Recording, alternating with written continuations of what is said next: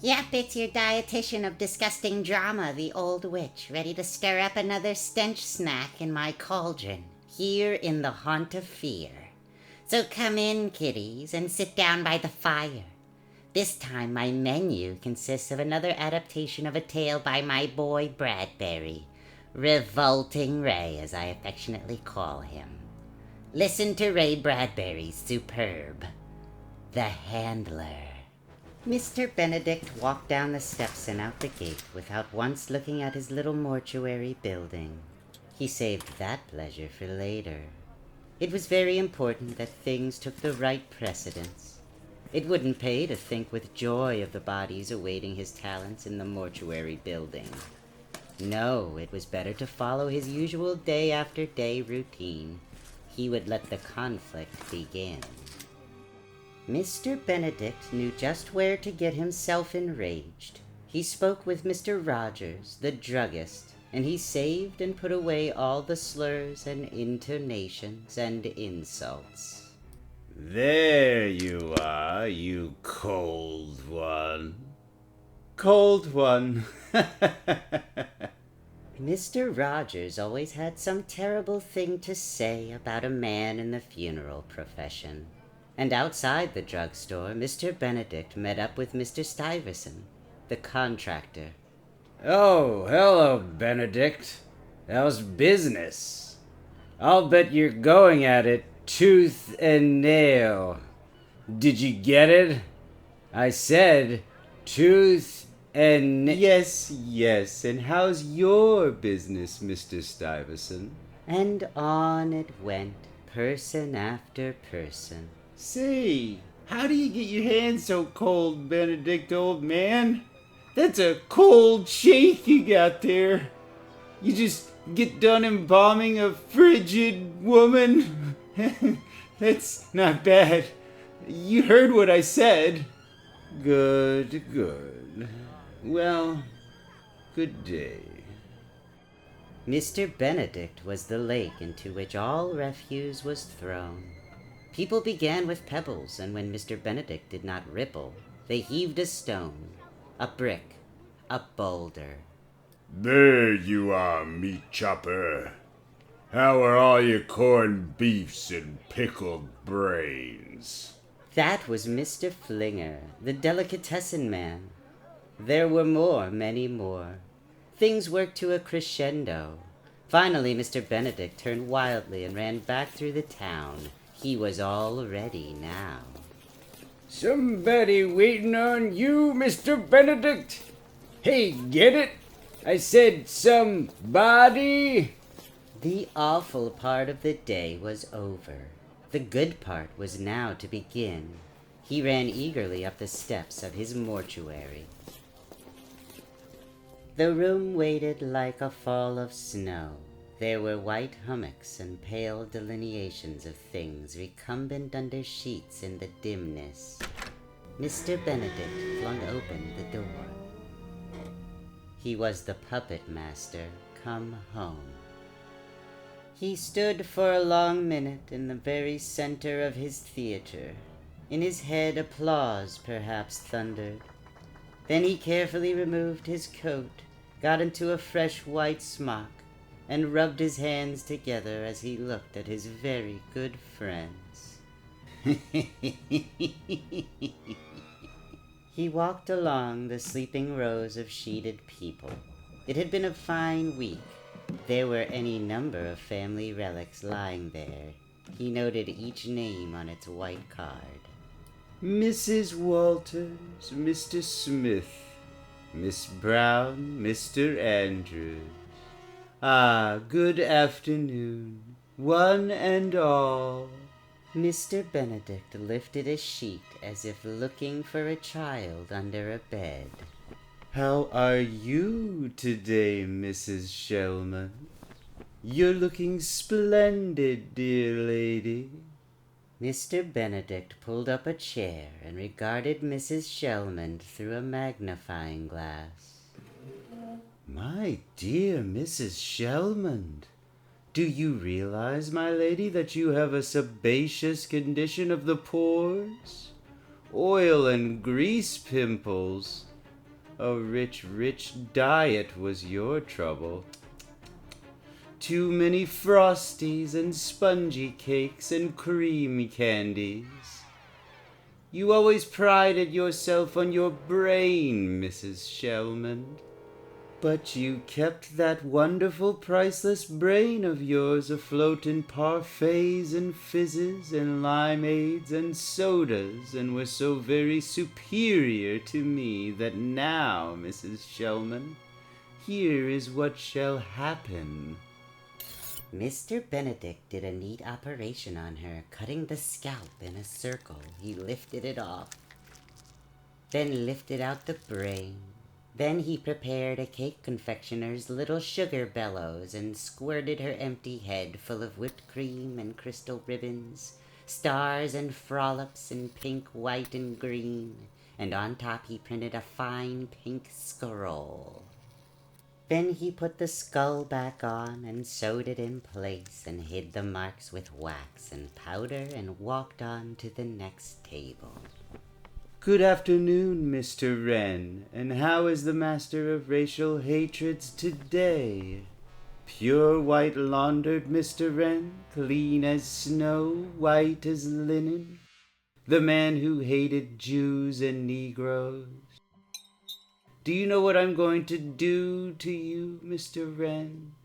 First, let us draw your blood from you, intolerant friend. The blood was drawn off. Now, the injection of, you might say, embalming fluid. Mr. Wren, snow white, linen pure, lay with the fluid going in him. Mr. Benedict laughed. Mr. Wren turned black, black as dirt, black as night. The embalming fluid was ink. Mr. Benedict moved on.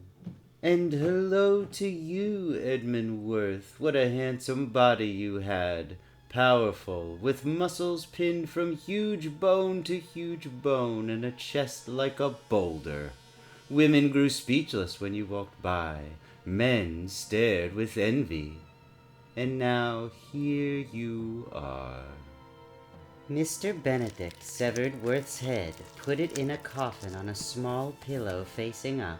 Then he placed 190 pounds of bricks in the coffin and arranged them to look like a body.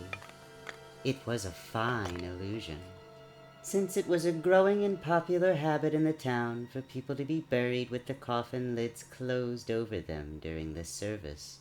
This gave Mr. Benedict great opportunities to vent his repressions on his hapless guests. He had the most utterly wondrous fun with a group of old maiden ladies who were mashed in an auto on their way to an afternoon tea. They were famous gossips, always with heads together over some choice bit. As in life, all three were crowded into one casket, heads together in eternal cold petrified gossip. The other two caskets were filled with pebbles and shells and ravels of gingham. It was a nice service. Everybody cried. "Those three inseparables at last separated." Not lacking for a sense of justice, Mr. Benedict buried one rich man stark naked. A poor man he buried wound in gold cloth with $5 gold pieces for buttons and $20 gold coins on each eyelid. A lawyer he did not bury at all, but burnt him in the incinerator. His coffin contained nothing but a polecat trapped in the woods one Sunday. An old maid was the victim of a terrible device. Under the silken comforter, parts of an old man had been buried with her. There she lay, being made cold love to by hidden hands and things. The shock showed on her face somewhat. So Mr. Benedict moved from body to body in his mortuary. The final body of the day was the body of one Merrywell Blythe, an ancient man afflicted with spells and comas. Mr. Blythe had been brought in for dead several times, but each time he had revived in time to prevent premature burial. Mr. Benedict pulled back the sheet. Mr. Benedict fell against the slab, suddenly shaken and sick. You're alive! You! Get me up from here! Oh, the things I've heard, the things I've listened to the last hour! Lying here, not being able to move, and hearing you talk the things you talk! The old man on the slab wailed, rolling his eyes about in his head in white orbits. Oh, you dark, dark thing, you awful thing, you fiend, you monster! Get me up from here! I'll tell the mayor and the council and everyone! Oh, you dark, dark thing! You defiler and sadist, you perverted scoundrel! You terrible man! No. The old man shrieked, frothing. To think this has gone on in our town all these years and we never knew the things you did to people. Oh, you monstrous monster! The things you said, the things you do! Sorry. Mr. Benedict reached for a hypodermic. Mr. Benedict stabbed Mr. Blythe in the arm with the needle. The old man cried wildly to all the sheeted figures. You! Help me! You out there! Under the stones! Help me! Listen! The old man fell back. He knew he was dying. Oh, listen!